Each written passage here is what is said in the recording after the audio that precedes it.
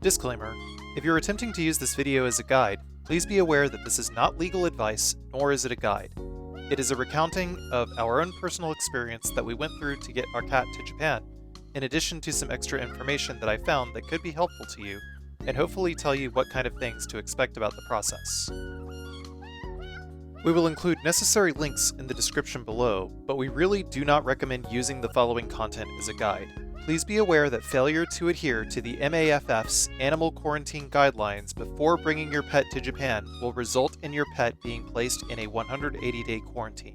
Please do your own research and properly consult and communicate with Japanese Animal Quarantine Service officials during this process.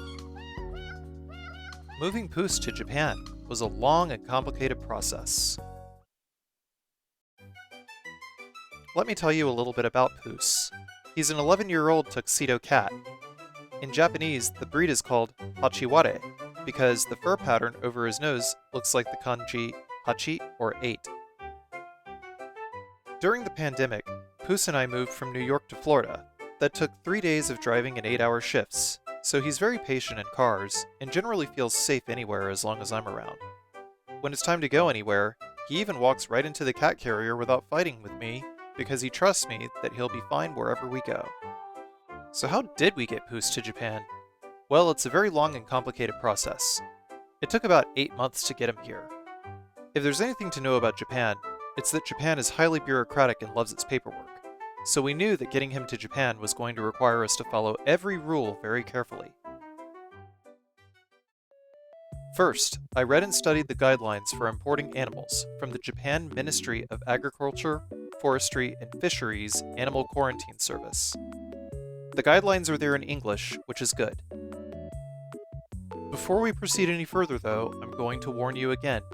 Please don't just put your cat in a carrier and bring it to Japan from the US without going through the process first. If you bring your animal through customs at the airport without following the proper guidelines, they will take your cat and keep them in a quarantine zone at the airport for 6 months. Yes, they will keep your cat in a small cage for 6 months, and you'll need to pay for all of your cat's food and care. You can visit your cat, but the quality of life will be absolutely miserable for your cat during that period. So please go through the correct process and please do it correctly. That way your cat can just go directly through customs, and you can bring your cat directly home from the airport. But don't sweat it too much. The process is somewhat forgiving because Animal Quarantine Service will notify you if any corrections need to be made to the paperwork.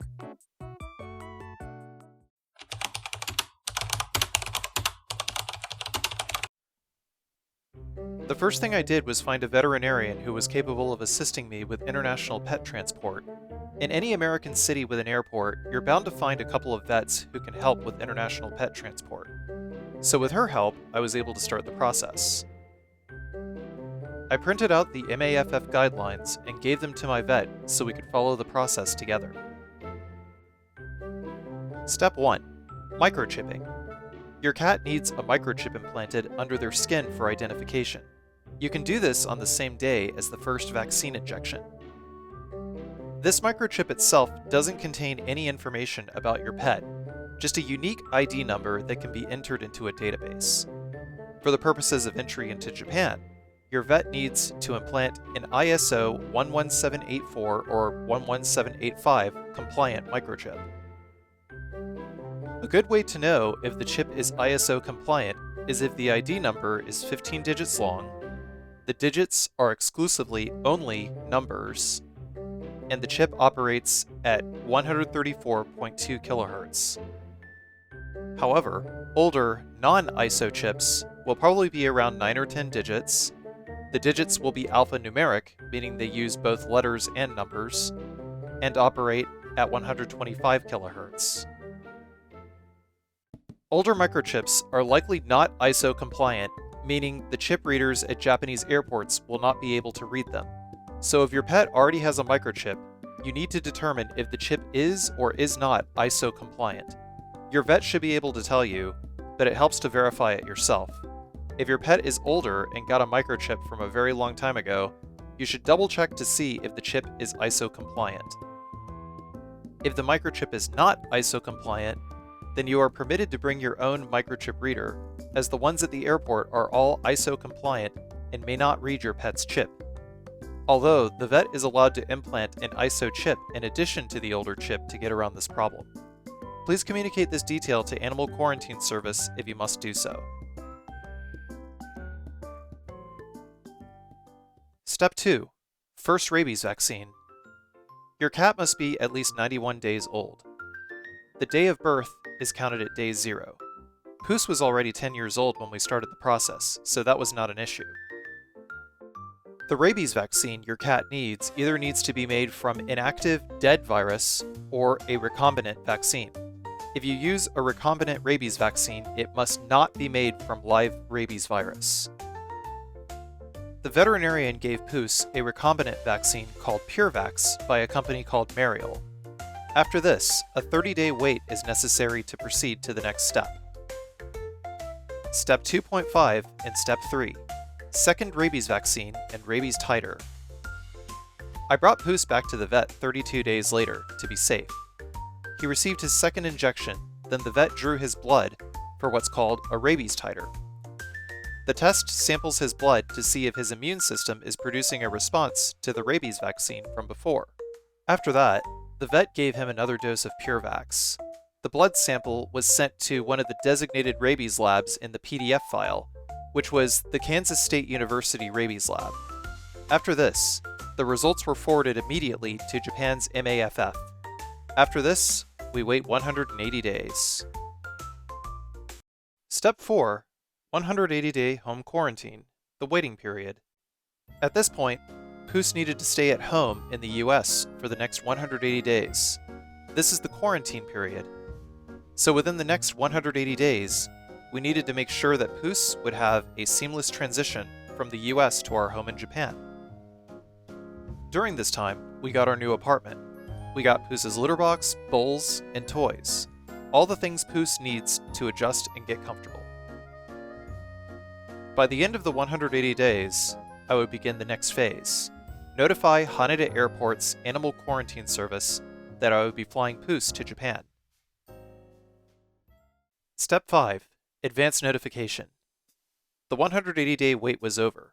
Now we're at the part where Puss has to arrive in Japan within 2 years of the rabies titer, but after the 180-day wait. This means we were free to initiate Step 5 in the guidelines, which is the advance notification. Before you can bring your pet into Japan, you must notify the airport's Animal Quarantine Service no less than 40 days before bringing them in. This means I needed to have air travel for Puss already arranged. After speaking with the veterinarian and contacting Delta, I decided that the best plan to get Puss into Tokyo in relative comfort was to rent a car, drive him 4 hours to Atlanta, stay the night in a pet-friendly hotel, and take only one direct Delta flight from Atlanta to Haneda in Tokyo. Then I would go through customs, and we would take a cab to our apartment directly. This means that Haneda is considered the port of entry for Puss to enter Japan. I bought the Delta plane ticket for the trip from Atlanta to Haneda, and bought the soft cat carrier required to store Puss under the seat in front of me. I then filled out this form a few days before I left Japan, and sent the form attached in the email, thus declaring my intent to bring a cat through to Haneda Airport. Sending this email initiates a 40-day arrival countdown, during which point Animal Quarantine Service allowed me to make corrections and addendums to the form as they needed them. I did my best to fill in the requisite information, and they would notify me of any mistakes and changes that were required. They were very helpful and nice about it, as long as I added addendums to explain what information was changed from the original form. All this was necessary in order to keep their records current. So because they politely helped to make sure all the information is correct, I was able to relax a little bit, knowing they wouldn't throw out my paperwork or force me to start any countdowns over just because I made a mistake. 30 days is more than enough time to ensure correct paperwork. I edited the PDF with the free version of Adobe Acrobat. A few tips to clarify on a few things on the form. For co-signer, I wrote my name and address in the United States.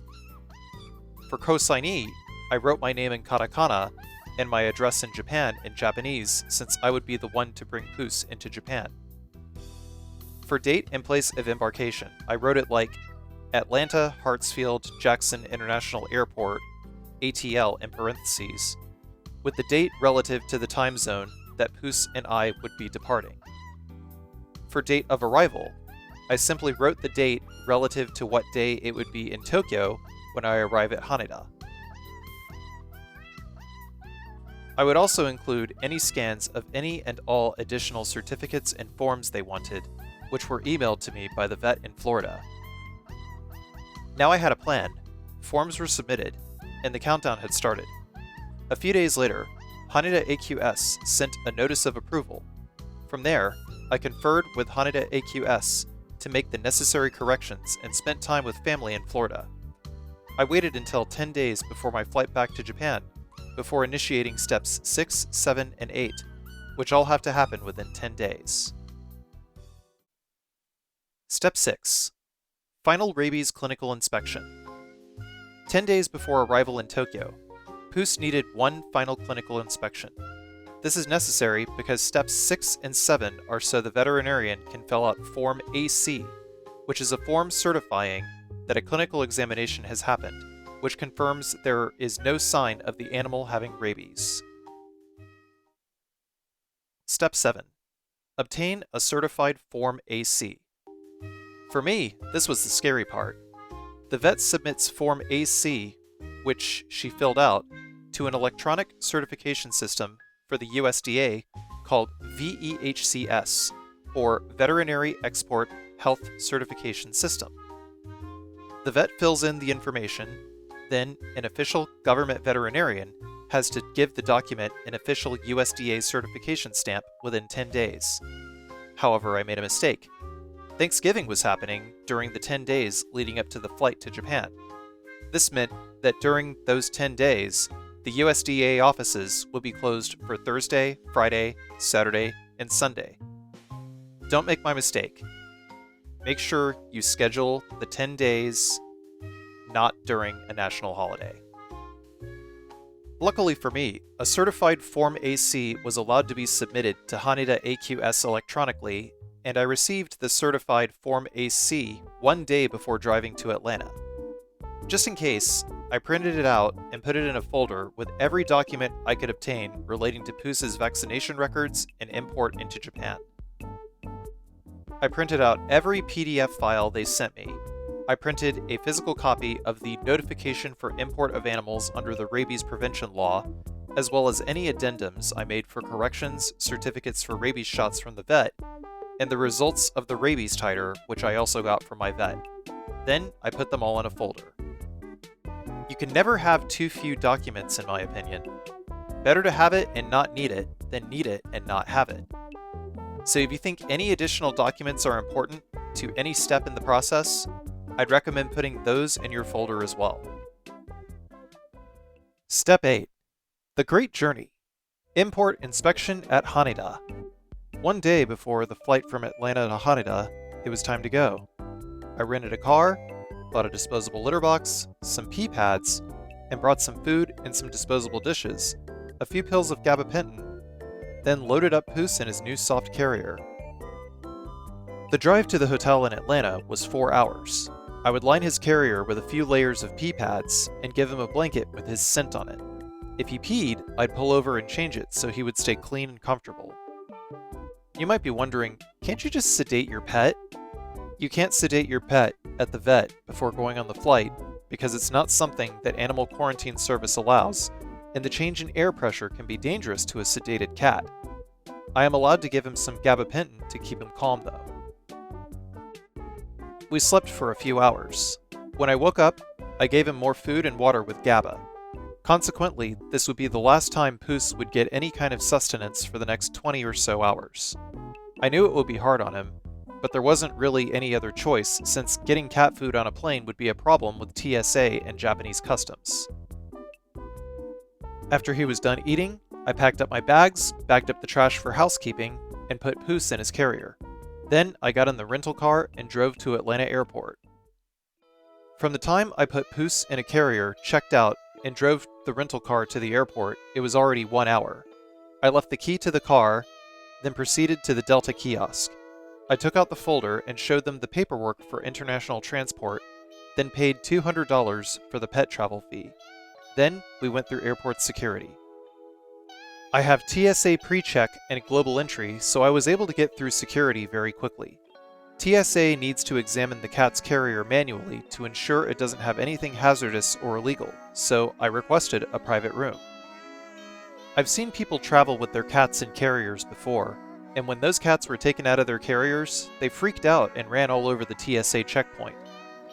Even though Puss is generally very comfortable around me, he is cautious around strangers and might run away, so I asked for a private room to prevent that scenario. I took him out of the carrier, they ran it through the scanner, then brought it back. After that, I was clear to proceed to boarding. I always give myself a 2-hour buffer from the time I arrive at an airport to the time I board a plane, so by the time I boarded the plane to Haneda, it was 3 hours. The flight from Atlanta to Haneda took around 15 hours total.